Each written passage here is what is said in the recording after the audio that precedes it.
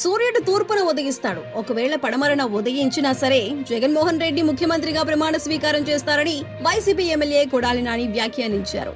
ఆయన మాట్లాడుతూ ఆ భగవంతుడి ఆశీస్సులతో పాటు 5 కోట్ల ఆంధ్రుల ఆశీస్సులు జగన్ కు ఉన్నాయని, సూర్యుడు పడమరన ఉదయించినా సరే మే ఆఖర్లో జగన్మోహన్ రెడ్డి ముఖ్యమంత్రిగా ప్రమాణ స్వీకారం చేస్తారని జోస్యం చెప్పారు. అలా చేయకుండా ఆపగలిగే దమ్ము, ధైర్యం ఉన్న మగాడు ఈ రాష్ట్రంలో పుట్టలేదని, భారతదేశంలో మంచి చేస్తే నాకు ఒక ఓటేయండి అని ధైర్యంగా అడగగలిగిన ఏకైక సీఎం జగనే అని చెప్పారు.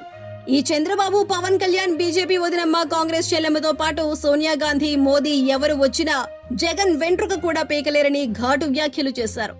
జగన్ పరిపాలించిన 58 నెలల్లో కరోనా వల్ల ఆర్థిక పరిస్థితులు దెబ్బతిన్నా ఏ రోజు కూడా ప్రజలకి ఒక్క రూపాయి కూడా ఆపలేదని, అదే చంద్రబాబు అయితే కరోనా పేరు చెప్పి డబ్బులు లేవని పస్తులు పడుకోబెట్టేవాడని ఎద్దేవా చేశారు.